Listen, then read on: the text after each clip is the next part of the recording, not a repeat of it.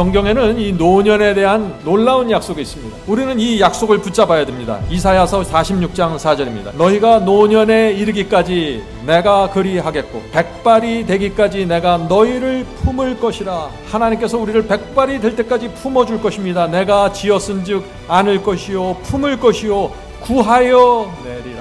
성도 여러분, 그리스도인은 이 약속을 붙잡고 살아야 되는 사람들이죠. 물론 우리는 예수께서 곧 재림하실 것을 믿습니다. 지금 이루어지고 있는 이 재림의 징조들을 보면은 예수께서 앞으로 수십 년 동안 재림하지 않으실 것이라고 생각하기 참 어려운 시대입니다. 인공지능과 AI가 몰려오고 있습니다. 로봇 시대가 왔습니다. 점점 더 인간의 노동력이 필요 없게 되었습니다. 초고령화 시대가 오고 있습니다. 기후 변화와 재림의 징조들이 점점 더 분명하게 나타나고 있습니다. 우리는 앞으로 우리가 한 번도 경험하지 못한 시대를 살아가게 될 것입니다. 들은 적도 없고 본 적도 없는 그런 시대 말이죠. 그런데 우리의 몸이 연약해지고 늙어가는 그 시대가 바로 이 시대가 되는 것입니다. 성도 여러분, 우리가 노년의 삶, 인생의 후반전을 어떻게 살아야 될까요? 많은 분들이 준비가 안 돼 있으면 인생의 후반전, 이 노년을 힘겹게 보내게 될 것입니다. 자, 우리는 오늘 그래서 이 하나님의 약속이 우리의 삶 속에서, 우리의 인생 후반전에서 어떻게 이루어지는지 그 방법을 찾아보려고 하는 것입니다. 오늘 말씀이 중요합니까? 정말 중요합니다.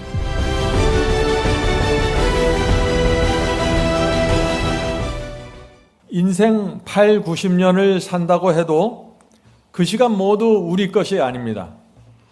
대부분의 시간은 우리가 하나님과 상관없는 일에 우리가 다 소모하는 것이 인생입니다. 우리에게 그 주어진 시간이 굉장히 짧아서 안개처럼 지나갑니다. 그래서 오늘 우리는 이 인생이라는 이 마라톤에서 반환점을 돌아서 후반전으로 들어가는 그 이야기를 좀 나눠보려고 합니다. 성도 여러분, 이 후반전은 전반전과 많이 다릅니다. 그래서 우리가 준비해야 하는 것입니다. 학자들은 인간의 그 기대 수명에 대한 통계를 냅니다. 기대 수명이라는 말 들어보셨나요? 이 기대 수명이라는 것은 인간이 평균적으로 어느 정도 살 수 있다, 몇 년 살 수 있다 하는 그 기대하는 수명을 말하는 것입니다. 1800년도, 900년도 계속해서 기대 수명을 계산하고 통계를 냅니다. 자, 1800년도 기대 수명은 몇 살이었을까요? 1800년도에는 스웨덴의 경우 39세가 기대 수명입니다. 39세까지 살면은 이 세상을 떠나야 된다고 생각하는 것입니다. 미국은 39세, 일본은 34세. 그래서 세계 전체의 평균 기대 수명은 그 당시 26세였습니다. 1800년도에는 30세가 넘어가면은 꽤 오래 장수하는 것으로 여겨지는 것입니다. 1900년도의 기대 수명은 어떨까요? 스웨덴의 경우 56세입니다. 미국은 47세, 일본은 44세, 세계 평균은 31세입니다. 지금부터 100년 전만 해도 40세를 넘기면 고령화된 것입니다. 왜 그러냐면은 위생이 발달하지 않고 과학이 발달하지 않고 의학이 발달되지 않았기 때문에 인간이 오래 살 수 없었던 것입니다. 1950년대 기대 수명은 몇 살일까요? 스웨덴은 70살입니다. 미국은 68세, 일본은 61세, 한국은 53세입니다. 세계 평균은 49세입니다. 제가 아주 어렸을 때만 해도 한 동네에서 70세를 넘어가는 분들이 그래서 많지 않았던 것입니다. 자, 2015년도 기대 수명의 통계가 나왔습니다. 기대 수명이 몇 살일까요? 스웨덴 82세입니다. 미국 78세, 일본 84세, 한국 84세입니다. 그래서 우리가 40세를 넘어가면은 이제 인생의 후반전으로 들어가는 그 시대가 된 것입니다. 이 한국의 기대 수명이 수십 년 만에 53세에서 83세로 늘어났습니다. 지난 수십 년 동안 기대 수명이 가장 크게 늘어난 나라가 한국입니다. 세계 10위입니다. 그래서 제가 아는 어떤 노인께서 오래전에 저에게 이런 말씀을 하셨습니다. 나는 노인정에 가고 싶지 않습니다. 100세 아버님이 노인정에 계시기 때문에 노인정에 가봤자 거기서 또 아버지 잔심부름 해드려야 합니다. 나도 이제 80세가 넘었는데 노인정에 가면 형님들이 너무 많아서 어른 대접받지 못합니다.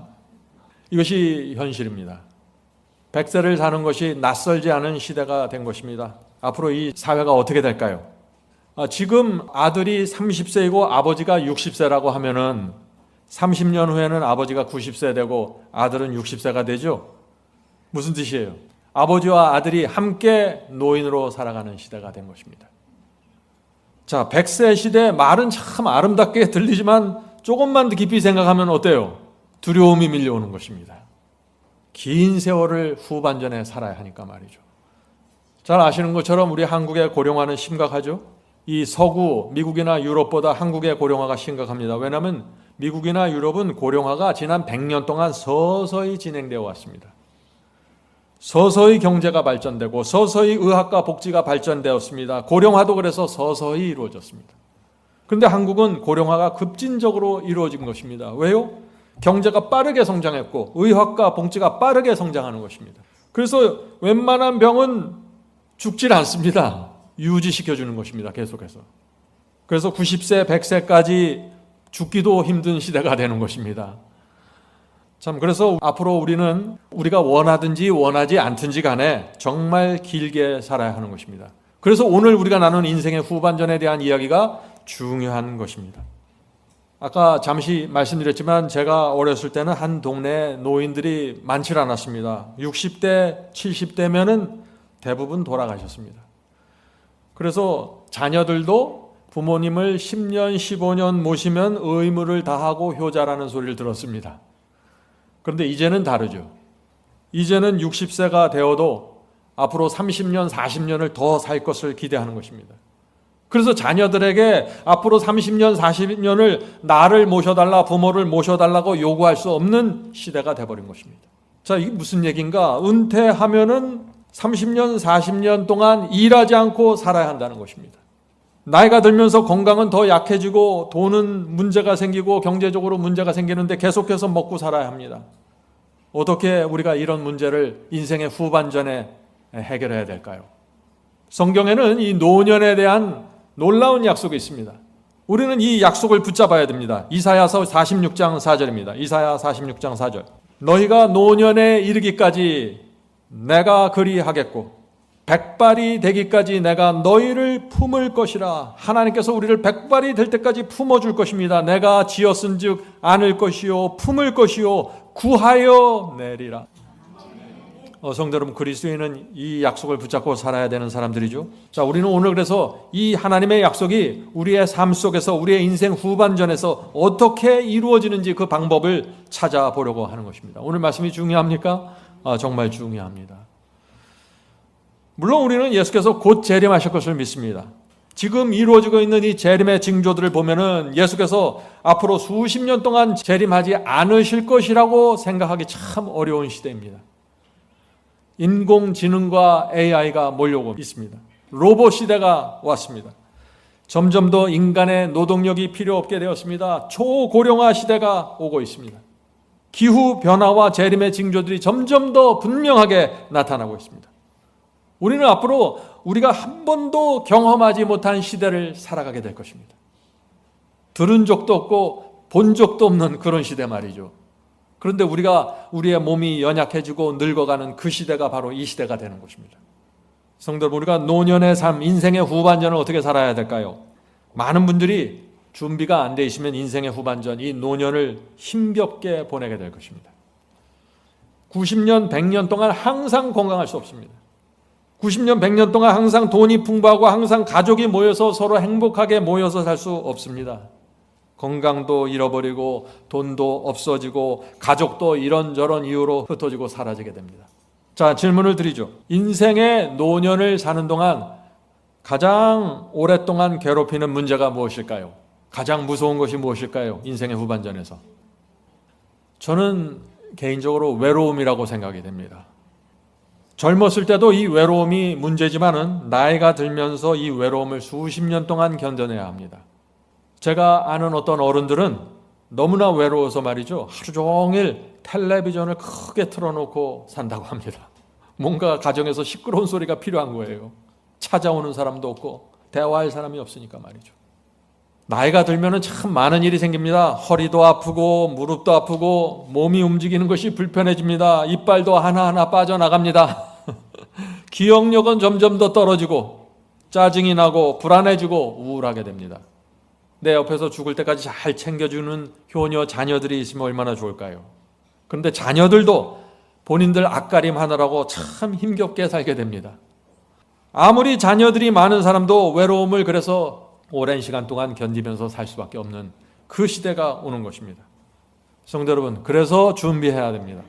더 늦기 전에 준비하셔야 합니다. 어떤 준비를 해야 되나요?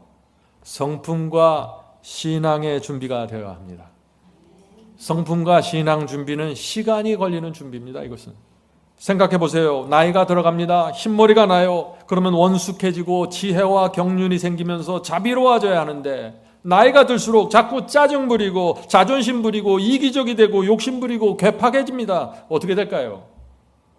부부가 서로 등을 돌리게 되고 자녀들은 떠나게 됩니다. 찾아오질 않습니다.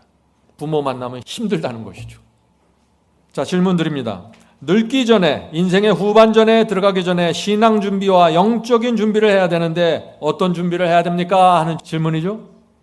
첫 번째 준비는 말씀과 설교입니다. 무슨 얘기냐면은 내가 어떤 말씀을 붙잡고 어떤 설교를 들으면서 내 인생의 후반전을 살지 결정해야 되는 것입니다. 여기서 애매하면 안 돼요. 둘째, 복음과 믿음입니다. 내가 어떤 복음을 믿고 어떤 믿음으로 내 인생의 후반전을 달려야 하는지 결정해야 됩니다. 기억력이 분명하고 이성이 분명하게 작동될 때 하나님께서 어떤 분이시고 복음과 예언이 무엇이고 진리가 무엇이고 하늘에 계신 내 아버지를 의지하고 사는 것이 무엇인지 정확하게 배우셔야 됩니다. 자, 세 번째 준비는 신앙 공동체입니다. 내가 내 인생에 남은 후반전을 보낼 신앙 공동체를 정하셔야 합니다. 지금 말씀드린 이 세 가지는 나이와 상관없이 모든 사람들에게 중요한 것입니다. 이 세 가지에 대한 분명한 결정 없이 인생의 후반전 노년으로 들어가면 정말 어려운 시간을 맞이하게 된다 하는 것이죠. 제가 잘 아는 분 중에 50대 나이로 홀로 사는 여인이 있습니다. 자기 사업을 해서 재산이 넉넉합니다. 남동생이 하나 있는데 미국에 있고 한국에는 가족이 없어요. 그래서 혼자 살아가는 것입니다. 그래서 나이가 들면은 자기가 어떻게 살까 고민하다가 이제 고급 양로원에 가려고 계획을 다 세워놨습니다. 돈이 있기 때문에 겉으로 볼 때 그분은 노후를 위해서 잘 준비된 것처럼 보입니다. 그런데 한 번은 그분이 저에게 고민을 털어놓았습니다. 어떤 고민을 할까요? 이런 분을. 지금 현재 건강해요. 돈도 있어요. 아주 고급 양로원에 갈 준비까지 다 마쳤습니다. 어떤 고민을 할까요? 남은 인생 동안 자신이 어떤 공동체에 속해야 될지 못 찾았다고 합니다. 이렇게 말합니다. 은퇴 후에 수십 년을 혼자 살아가야 하는가? 어떻게 긴 세월 동안 외롭지 않게 내가 살 수 있을까? 어떻게 혼자서 그 많은 시간을, 수십 년의 시간을 내가 보내야 할까? 이 고민을 하는 것입니다. 이 고민이 무슨 고민이에요? 공동체의 고민이라는 것입니다. 함께 인생을 걸어갈, 남은 인생을 걸어갈 영적인 친구들이 없으면은 큰 고민에 빠지게 됩니다. 성도 여러분, 저는 이런 점에 있어서 저희 교회가 정말 귀한 공동체가 될 수 있다고 확신합니다. 여러분은 모두 똑같은 과정을 통해서 이 자리에 오셨습니다. 유튜브를 통해서 바이블 칼리지를 공부하셔서 복음과 진리를 공부하셨고 그것을 같은 마음으로 받아들이셨습니다. 여러분은 서로 충분한 영적인 공감대를 가질 수 있는 분들입니다. 언제든지 만나면 여러분들은 신앙으로, 같은 신앙으로 대화할 수 있는 분들입니다. 함께 주의 재림을 사모하면서 기다릴 수 있는 분들이 이 자리에 모여 있습니다. 이 시대에 이런 공동체를 찾을 수 있을까요? 저는 정말 쉽지 않다고 생각합니다. 정말 여러분들은 이런 면에 있어서 은퇴 준비가 되셨습니다. 신앙 공동체를 찾으신 것입니다. 네. 자, 여러분께 제가 다시 한번 좀 묻고 싶습니다. 이 교회에서 함께 예배드리고 말씀을 붙잡고 가는 이 교우들보다 영적으로 더 가깝고 하나가 될 수 있는 친구들이 지금 여러분의 삶 속에 있습니까? 대부분은 없을 것입니다. 저도 이 공동체가 가장 소중합니다. 이 세상 누구보다도 영적인 교제를 할 수 있는 분들이 이 자리에 모여 있습니다. 그래서 제가 여러분에게 말씀드리는 것입니다. 우리가 서로 어떻게 바라보면서 이 교회를 다녀야 할까요? 은퇴 준비해서요. 돈도 필요하고 건강도 필요하지만 핵심은 뭐예요? 핵심은 나와 함께 인생의 후반전을 뛸 신앙 공동체입니다. 매주 2번, 3번 만나서 함께 예배드리고 말씀을 공부하고 복음을 전하고 서로 위로하고 봉사하면서 남은 생애를 살아가는 그 신앙 공동체, 이것을 찾아야 하는 것입니다. 많은 분들이, 정말 대다수의 그리스도인들이 이 공동체를 확실하게 찾지 못해서 노년을 힘들게 보내게 될 것입니다. 성도 여러분, 내 신앙을 이해하고 함께 걸어갈 수 있는 그리스도인들이 있는 신앙 공동체, 이것이 있으면은요, 정말 많은 문제들이 해결됩니다. 특별히 외로움이라는 가장 큰 걸림돌이 해결될 수 있다는 것이죠. 이거는 나이 든 분들뿐만 아니라 젊은 사람들도 마찬가지입니다. 100세 시대가 무슨 뜻이에요? 지금 30대는 70년을 더 살아야 된다는 것입니다. 지금 40대는 60년을 더 살아야 되는 것이고 50대는 50년을 더 살아야 되는 것입니다. 정말 긴 세월을 살아야 되는 것입니다. 우리의 자녀들과 청년들이 신앙 공동체 속에서 보호받고 신앙을 키우면서 사는 것은 정말 중요합니다. 그렇죠? 네, 정말 중요합니다. 결혼이 무엇입니까? 이렇게 100세 시대를 살아보면요, 모든 개념이 달라지기 시작합니다. 자, 결혼에 대해서 생각해 보죠. 결혼이 무엇입니까? 70년, 80년을 나와 한 방에서 함께 먹고 자고 대화할 사람을 찾는 거예요. 그게 결혼이에요. 결혼이 얼마나 중요합니까? 이 청년들과 젊은 부부들이 인생을 정말 행복하게 살기 원하면은요, 좋은 신앙 공동체를 찾아야 합니다. 그래야만 내가 가진 부족함이 채워지면서 만족함을 누릴 수 있게 되는 것입니다. 감사하게도 저희 부부는 신혼 시절부터 정말 좋은 영적인 공동체를 찾게 되었습니다. 그 속에서 속하게 되었고, 그 속에서 양육이 되었고, 정말 저와 같은 신앙을 가진 사람들과 행복하게 살았습니다. 돌이켜보면 정말 하나님의 큰 은혜라고 제가 느껴집니다.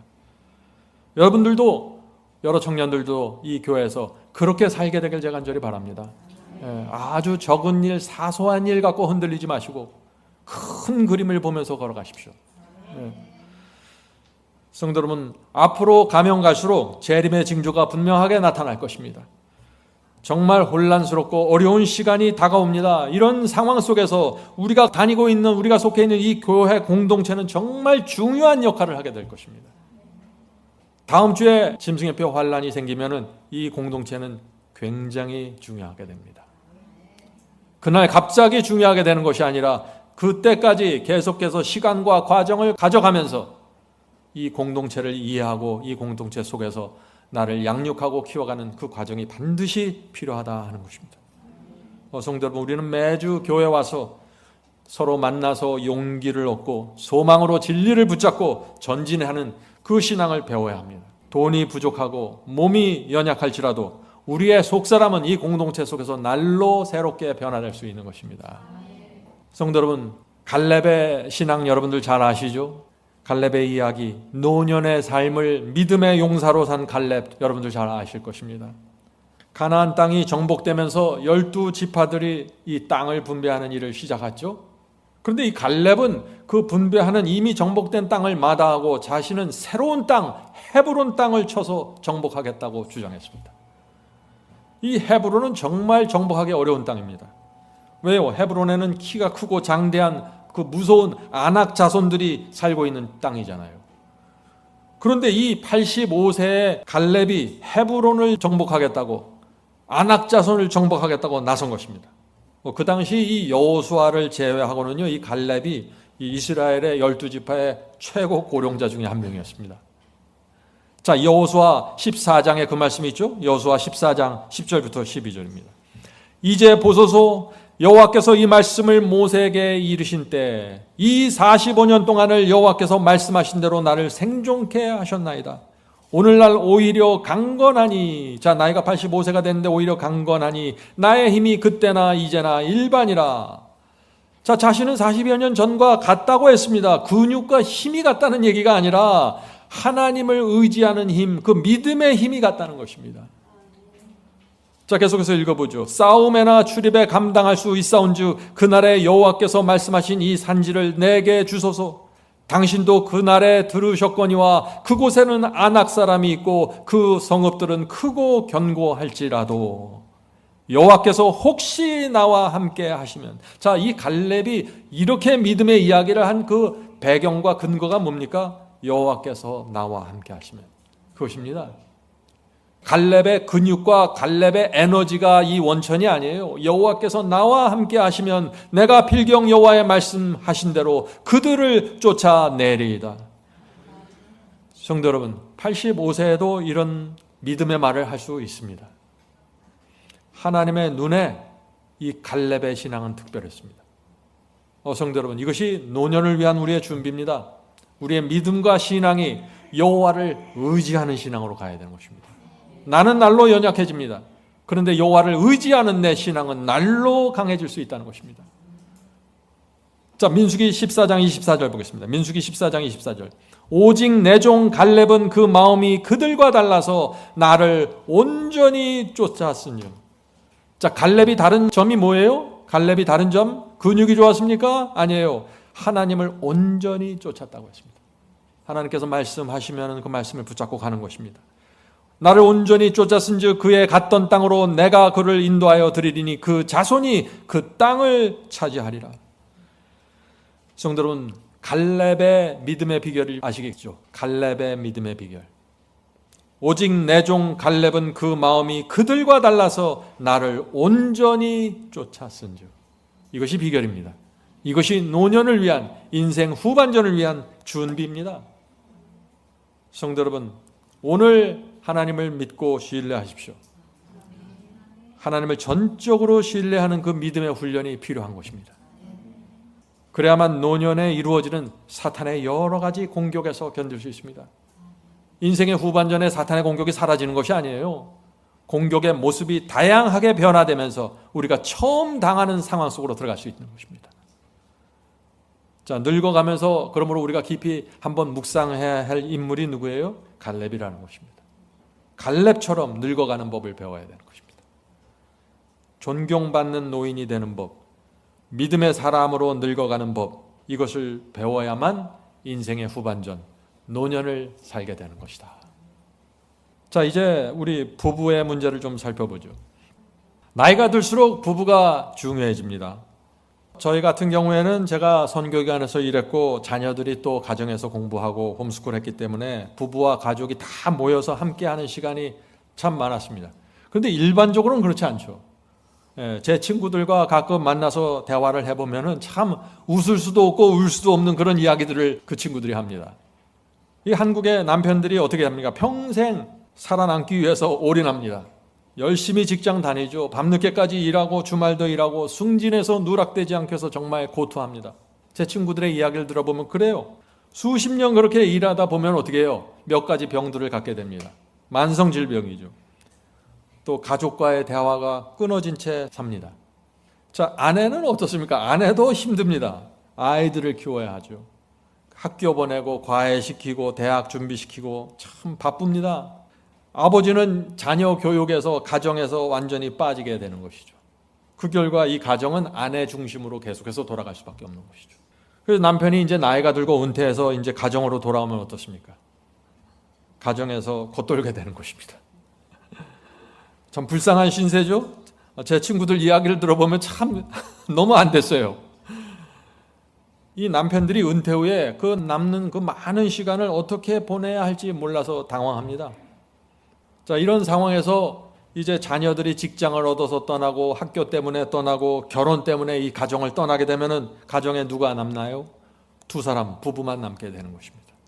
결혼 후에 결혼하고서 수십 년 동안 이 영적인 대화 없이 영적인 교제 없이 살던 부부가 어떻게 돼요?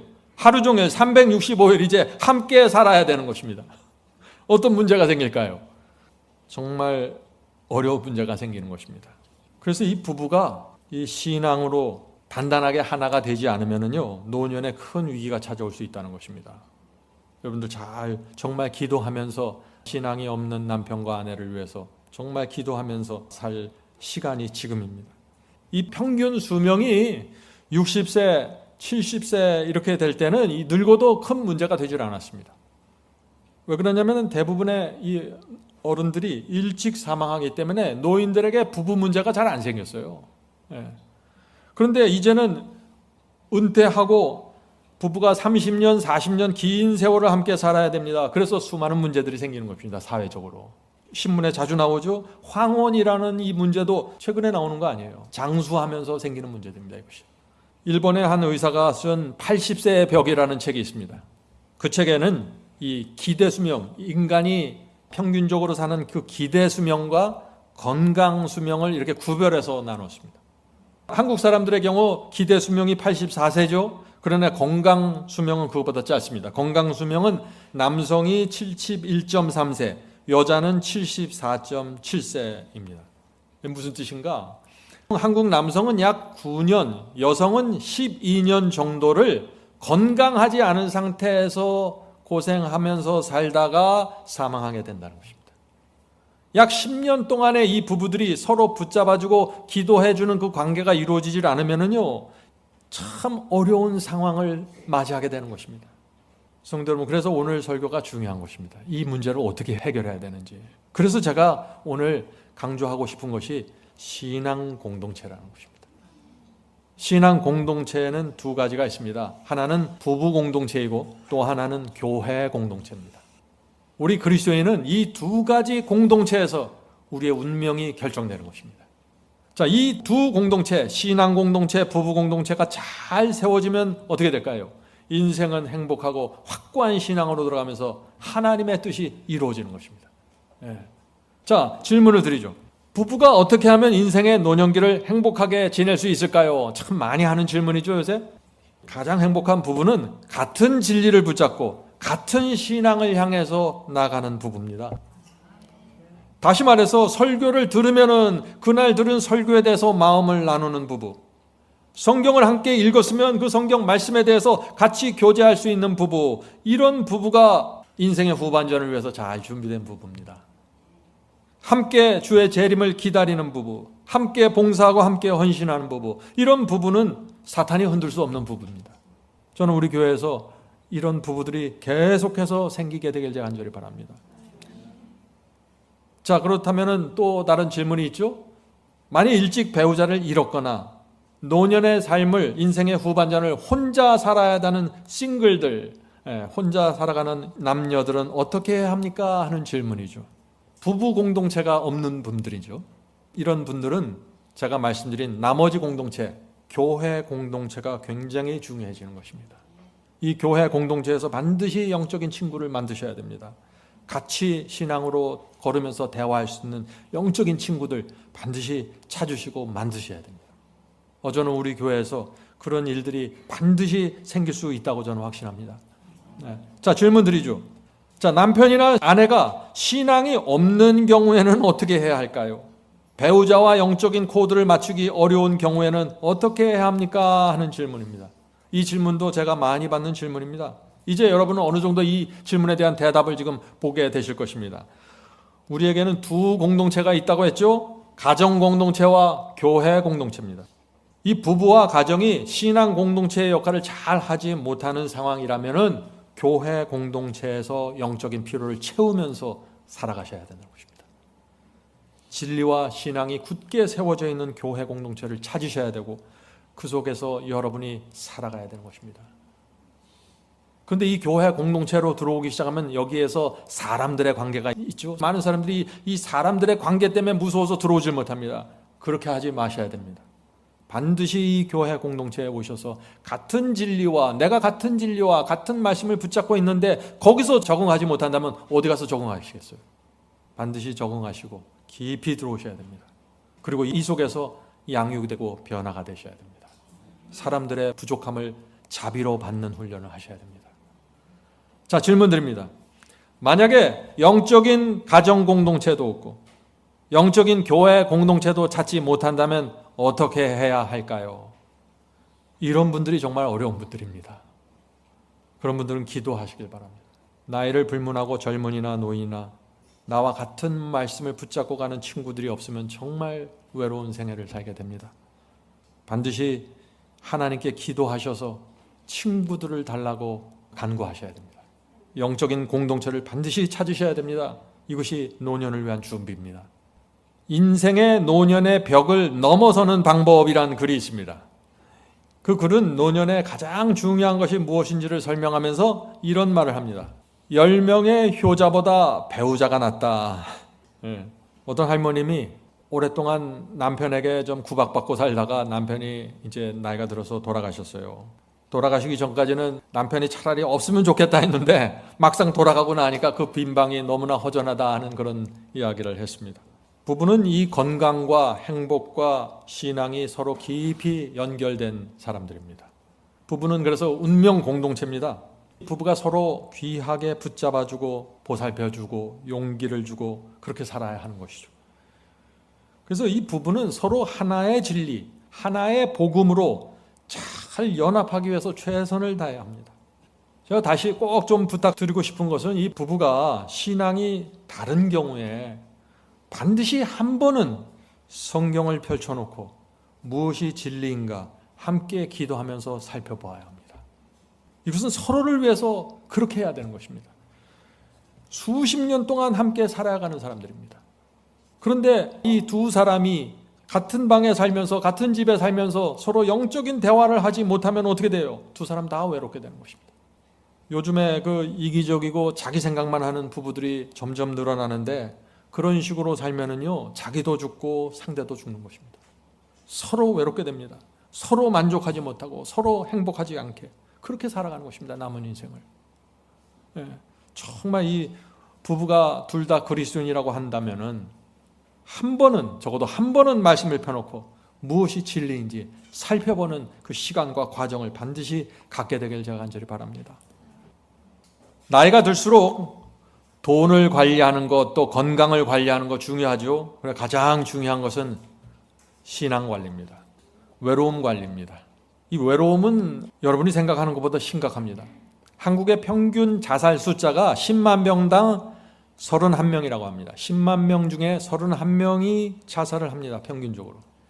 그런데 이 자살률이 노년이 될수록 급격하게 늘어갑니다. 60대는 10만 명당 자살하는 사람들이 51명이라고 합니다. 70대는 10만 명당 79명으로 늘어납니다. 80대는 10만 명당 127명으로 늘어납니다. 왜 이렇게 나이가 들수록 자살하는 사람들이 늘어날까요? 외로움입니다. 두 공동체가 무너져 버린 것입니다.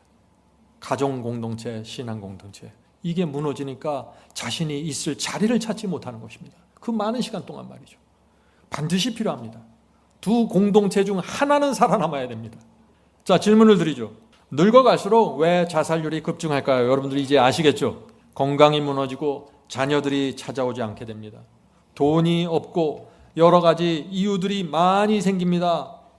그래서 제 생각에 이 외로움이 가장 큰 문제로 대두될 것입니다.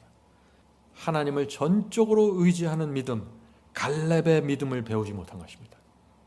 인생의 전반전에서 이것을 확실하게 붙잡으셔야 돼요. 그러면서 인생의 후반전을 가셔야 됩니다. 그래야만 우리가 풍요롭고 행복하고 만족한 생활을 살게 되는 것입니다. 성도 여러분, 하나님의 자비와 사랑을 의지해서 살아가는 법을 배우십시오. 하나님께서는 아담만 창조하지 않고 하와도 함께 만들어주셨죠. 왜 그러셨을까요? 하나님께서는 처음부터 인간에게 신앙 공동체를 만들어주신 것입니다. 두 사람이 모여서 함께 신앙을 하고 하나님을 믿고 신뢰하면서 살아갈 수 있도록 공동체를 만들어주신 것입니다. 돈도 마음대로 안 되고 건강도 내 마음대로 안 되잖아요. 그런데 신앙 공동체는 여러분이 노력만 하고 기도하고 간구하기만 하면 반드시 찾을 수 있습니다. 자, 질문 드리죠. 젊은 시절 수많은 실패와 죄로 살다가 벌써 60살이 넘었는데 이제 어떻게 제가 노년을 준비해야 할까요? 인생의 후반전으로 넘어가면서 지난 과거를 돌아다보면 어떻게 해요? 인생이 실패처럼 느껴집니다. 깊은 좌절에 빠질 수 있습니다. 이런 분들이 이 과거를, 내 지나간 과거를 어떻게 바라보고 처리해야 되는지 이 문제를 질문하는 것입니다. 어떤 노인이 이런 후회의 글을 남겼습니다. 젊은 시절에 소모해버린 인생의 슬픈 기억들이 떠오를 때마다 나는 깊은 좌절에 빠진다. 노인이 된 지금 내 마음을 채우고 있는 후회의 기도는 이것이다. 오 하늘에 계신 아버지, 나에게 젊음의 그 시절을 되돌려 주십시오. 다시 그때로 돌아갈 수 있다면 나는 결단코 진리의 길을 선택하겠나이다. 이것이 내 노년의 삶을 채우고 있는 절망과 절규이다. 잘못된 기도입니다. 과거를 이렇게 되돌아보면서 계속해서 슬픔에 빠지고 후회하는 것은 주님의 뜻이 아닙니다. 중요한 것은 지금입니다. 내가 과거에 어떻게 살아왔다, 내가 과거에 어떻게 성공했다, 어떻게 실패했다, 어떻게 슬픔에 빠졌다, 어떤 고통스러움을 당했다, 다 필요 없는 얘기들입니다. 돌이킬 수 없고 단 하나도 바꿀 수 없습니다. 성도 여러분, 돌이킬 수 없는 과거의 좌절, 실패를 마음에 담지 말고 새로운 미래를 보면서 사십시오. 그것이 그리스도인의 삶입니다. 회개할 죄가 있습니까? 그러면 주님께 나가 고백하고 용서받으시고 새 마음과 새 정서를 받으시고 시작하십시오. 중요한 것은 과거가 아니라 무엇이 중요해요? 오늘이 중요한 것입니다. 현재가 중요해요. 현재가 제대로 되면 미래가 세워지는 것입니다. 그런데 많은 분들이 과거를 돌아다보고 미래만 바라봐요. 오늘, 현재는 제대로 하지 않으면서 말이죠. 완전히 꼬여버리는 것입니다. 자, 오늘부터 우리가 어떻게 살아야 할까요? 주님의 인도하심과 은혜를 바라봐야 합니다. 아무리 우리가 과거에 실패하고 무너졌을지라도 그 속에 나타났던 주님의 인도하심과 은혜를 바라보십시오. 그것이 시작점입니다. 야곱도 그렇게 했습니다. 자, 야곱의 삶 여러분들 잘 아시죠? 야곱의 삶이 어땠습니까? 야곱은 아버지와 형을 속인 죄 때문에 수많은 괴로움을 당했습니다. 고향에서 도망쳐 나와서 어머니를 다시 볼 수 없었습니다. 여러 해 동안 수고와 염려와 배신수와 슬픔 속에서 살았습니다. 사랑하는 여인을 위해서 7년 동안 일했지만 속임당하고 20년을 일했습니다. 얼마나 속상했을까요? 재산이 불어났습니다. 자식들이 생겼어요. 그런데 두 부인이 생겼고 가족 사이에서 늘 불화와 불목이 있었습니다. 야곱의 생애는요, 도무지 감사할 수 없는 생애처럼 보입니다. 야곱의 딸은 어떻습니까? 수치스러운 일을 당했죠. 말하기도 창피한 일을 당한 것입니다. 루벤, 폐륜적인 죄를 저질렀습니다. 형들이 요셉에게 행한 악행은 아버지 야곱에게 큰 고통이 되지 않았겠어요? 야곱은 자기의 죄를 생각할 때마다 괴로운데 이 자식들이 자기를 닮은 모습들이 자꾸 나타나는 것입니다. 얼마나 괴로웠을까요? 이런 식으로 야곱의 생애를 보면은요, 야곱은 절망해야 마땅하고 노년을 외로움과 슬픔과 가책 속에서 살아야 되는 것이 마땅합니다. 그러나 야곱은 승리했습니다. 인생의 그 시련과 슬픔 속에서 야곱은 교훈을 배운 것입니다. 성도 여러분, 여러분의 인생의 전반전에서 깊은 슬픔과 고통과 좌절이 있었습니까? 교훈을 배우시면 됩니다. 하나님께서 우리를 보시는 것은 성공과 실패가 아니에요. 너희가 교훈을 배웠는가? 그것을 보시는 것입니다. 그러면서 주님의 인도를 따라가는 것입니다. 야곱은 인생의 시련을 통해서 교훈을 배웠고 하나님을 의지하는 사람이 되었습니다. Patriarch and Prophets 234페이지에 이런 말씀이 있습니다. 이제 야곱은 자기를 의지하는 정신도 인간의 능력이나 교활한 꾀를 의지하는 마음도 없었다. 야곱은 배운 것입니다. 자신의 생애 속에서 자기를 의지하는 정신, 얄팍한 꾀를 갖고 무엇을 만들어내려고 하는 정신들, 내 노력으로 내 생각으로 무엇을 만들어내고자 하는 이런 모든 것들을 다 버렸다고요. 교훈을 배운 것입니다. 성도 여러분, 우리도 우리 인생에서 쓰러졌던 죄들과 실패를 통해서 시련을 통해서 배워야 하는 것입니다. 두 종류의 사람들이 있는 것입니다. 과거에 쓰러진 슬픔과 실패와 시련을 맨날 기억하면서 고통스럽게 후회하면서 사는 사람들이 있는가 하면은 똑같이 고통스럽고 슬픈 생애를 살았지만 그 속에서 교훈을 배우고 하나님을 의지하는 신앙으로 나가는 사람들이 있는 것입니다. 두 종류의 사람들이 있는 것입니다. 자, 계속해서 읽어보죠. 하나님만이 그의 야곱의 보존자이셨고 후원자셨다. 과거의 불행한 세월에 대한 불평도 없었다. 그의 인생의 순례 행로 내내 그와 함께 하셨던 하나님의 은혜와 자비만이 기억에 떠올랐다. 야곱은 자신의 실패를 주목한 것이 아니라 그 속에서 나타난 하나님의 자비와 용서와 섭리와 은혜를 바라보는 것입니다. 성도 여러분, 야곱의 이런 믿음 때문에 야곱의 인생에서 승리하게 된 것입니다. 인생의 후반전이 무엇입니까? 하나님께서 우리 인생에서 승리하시는 중요한 시간입니다. 무덤 속에 들어가기 전에, 은혜의 시간이 끝나기 전에 하나님께서 우리 생애 속에서 승리를 거두셔야 됩니다. 이 사람은 내 것이다라고 확증을 하셔야 돼요. 그것이 우리의 노년에서 이루어지는 것입니다. 정말 중요하죠. 우리의 노년도 야곱처럼 돼야 된다 하는 것이죠. 제가 다시 말씀드리지만 젊었을 때의 슬픔과 고통과 실패를 노년까지 끌고 가면서 후회하지 마십시오. 그건 주님의 뜻이 아닙니다. 많은 사람들이 그렇게 살고 있지만 그리스도인은 그렇게 살면 안 됩니다. 눈을 돌려서 나를 여기까지 인도하신 하나님의 자비와 은혜를 바라보십시오. 거기서 여러분들이 치유되고 회복이 되는 것입니다. 187페이지 계속해서 읽겠습니다. 때때로 그리스도인은 자신의 생애를 돌아보면서 시련종에 붙드시고 모든 것이 어둡고 험악하게 보일 때 그의 앞에 길을 열어주시고 힘이 쇠할 때 그를 소생시킨 하나님의 귀한 구원을 감사함으로 회상해야 한다. 인생 걸어온 길을 되돌아보는 일을 하셔야 됩니다. 그런데 어떻게 바라보는가가 중요하다는 것입니다. 지금 이 야곱은 참된 그리스도인들은 어떻게 바라봐요? 내 인생 속에서 이루어진 하나님의 인도하심과 섭리와 구원을 감사함으로 바라보는 것입니다. 인생의 구비구비에서 나를 인도하시고 구원하셨던 그 하나님의 손길을 바라볼 때 내 마음에 감사가 채워진다는 것입니다. 자녀들을 키우고 장사를 하고 가정에서 여러 문제들이 있었지만 그 위기 속에서 나를 붙잡아 주시고 인도해 오신 하나님을 생각할 때 우리 마음에 감사가 흘러넘칩니까? 감사가 흘러넘치게 되고 불평이 사라지게 되고 내 인생을 고귀하게 바라보게 되는 것입니다. 성도 여러분, 저와 여러분이 이 자리에 있는 것은 다 하나님의 은혜가 아닌가요? 이 세상 사람들은 우리의 재물의 여부로, 우리의 명예의 여부로, 우리의 어떤 눈에 보이는 어떤 것으로 우리를 판단하지만 하나님께서 우리를 보시는 것은 너희가 교훈을 배웠는가? 너희가 너희 인생 속에서 내 인도하심과 내 자비와 은혜를 배웠는가, 보았는가? 그것을 바라보시는 것이에요. 그것만 되면은 우리의 남은 인생 다시 한번 일어서서 회복할 수 있다 하는 것입니다.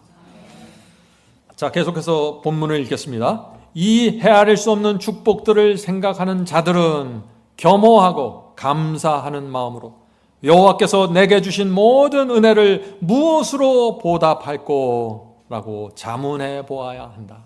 시편 116편 12절 말씀. 성도 여러분, 우리가 인생의 후반전으로 들어갈 때 실패가 반복되면 안 됩니다. 전반전에 여러분들이 실패했던 그것들이 반복되면 안 됩니다. 노년으로 넘어가는 사람들이 내 힘으로 뇌깨로 무엇을 해보려고 자꾸 덤벼들면 어떻게 돼요? 무너집니다. 다시 회복할 시간이 없습니다. 그래서 이 후반전이 굉장히 중요합니다. 후반전은 어떻게 살아야 할까요? 하나님을 전적으로 이제 의지하세요. 인생의 전반전에 하나님을 의지하지 않고 마음대로 한번 살아보셨잖아요. 이제는 의지 배우셔야 됩니다.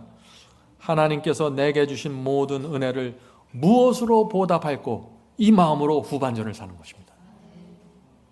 감사로 사시는 것입니다. 인생의 전반전은 여러분 자신에게 집중하셨잖아요. 인생의 후반전으로 들어가면서 이제 하나님께 집중하십시오. 은혜를, 인생의 후반전은 하나님께 받은 은혜를 갚으면서 살아보십시오. 내가 무덤 속에 들어가기 전에, 내가 예수께서 재림하시기 전에 주께서 베푸신 은혜를 내가 조금이라도 갚고 싶다는 그 절박한 마음으로 한번 살아보세요. 여러분의 인생의 행복과 만족으로 채워지게 될 것입니다. 자, 이제 이 감사에 대한 성경 말씀을 묵상하면서 마치도록 하겠습니다. 골로새서 3장 15절 17절입니다. 그리스도의 평강이 너희 마음을 주장하게 하라. 성도 여러분, 이것이 바울의 말씀이죠. 무슨 뜻입니까? 그리스도의 평강이 우리 마음을 주장하고 움직여 가도록 하라는 것입니다. 마치 선장이 키를 잡고 배를 움직여 가는 것처럼 그리스도께서 내 영혼의, 내 마음의 배를 평강으로 움직여 가도록 내드리라 하는 것입니다. 이 신앙을 배우면은 인생의 후반전을 능력 있게 뛰어갈 수 있습니다. 어떤 상황 속에서도 평강의 그리스도가 내 속에 들어오십니다. 자, 계속해서 읽어보죠. 평강을 위하여 너희가 한 몸으로 부르심을 받았나니.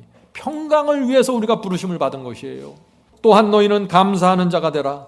그리스도의 말씀이 너희 속에 풍성히 거하여 모든 지혜로 피차 가르치며 권면하고 시와 찬미와 신령한 노래를 부르며 마음에 감사함으로 하나님을 찬양하고 또 무엇을 하든지 말에나 일에나 다 주 예수의 이름으로 하고 그를 힘입어 하나님 아버지께 감사하라. 하나님 아버지께 무슨 일이든지 감사하는 것, 이것이 인생의 후반전을 뛰는 비결입니다. 나이가 들어서 머리가 허해지는데 이제 사람들이 볼 때 다 나를 노인으로 보는데 지하철에 타면 자리를 양보해 주는데 사람들이 지금 내가 시기하고 불평하고 짜증내고 화나고 초급한 모습으로 살면은 젊은 사람들이 나를 어떻게 보겠어요? 존경과 존중이 사라지게 됩니다. 나이가 들면서 그런 모습으로 살면은 자녀들도 부모를 피하게 됩니다. 부모를 잘 찾아오기 싫어합니다. 성도 여러분, 그래서 머리가 휘어지고 가면은 내가 자비와 감사로 사는 법을 배워야 하는 것입니다.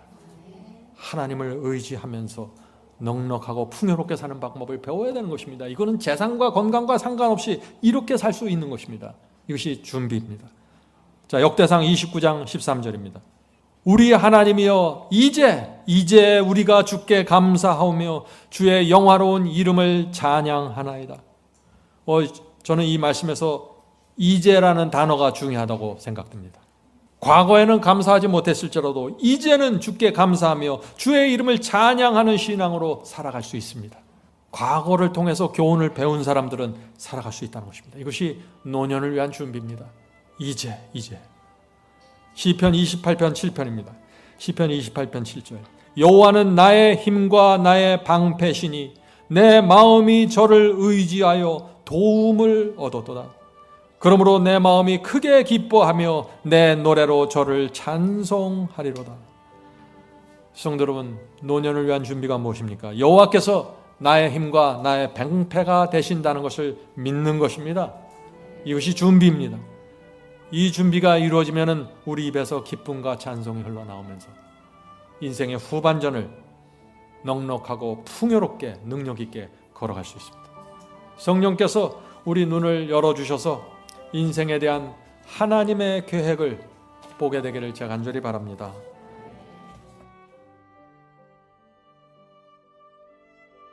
하늘에 계신 저희들의 아버지, 저희 인생을 되돌아볼 때 참 후회되는 일들이 많고 어처구니 없고 바보 같은 실패들이 많았습니다. 주여, 그러나 이 시간에 저희가 저희의 실패를 보는 것이 아니라 그 속에서 주께서 보여주시는 교훈을 보기를 원합니다. 주여, 저희 인생을 다시 세워주시옵소서. 인생의 후반전을 향해서 저희가 잘 준비돼서 정말 하나님의 이름과 명예를 위해서 사는데 부족함이 없도록 도와주시옵소서. 저희의 가정 공동체와 이 교회 공동체를 확고하게 세워주시옵소서. 저희 특별히 가정에서 신앙이 다른 저희 가족과 배우자들을 주께서 아시오니 불쌍히 보시고 그들의 마음을 열어주시고 진리를 분별할 수 있도록 축복해 주시옵소서. 또 이 교회를 위해서 기도드립니다. 이 교회에 와서 인생의 후반전을 뛰게 되는 많은 교우들이 있습니다. 주여, 이 교회를 진리의 반석 위에 세워주시고 이 교회에서 계속해서 회복되고 치유되고 성장하는 일들이 이루어질 수 있도록 도와주시옵소서. 이 신앙 공동체 속에서 저희가 남은 인생을 행복하고 만족하고 진리를 보존하고 복음을 전하면서 살기를 원합니다. 주여, 인도해 주시고 저희를 지켜 주시옵소서. 이 모든 말씀 예수님의 이름으로 간절하게 기도드립니다. 아멘.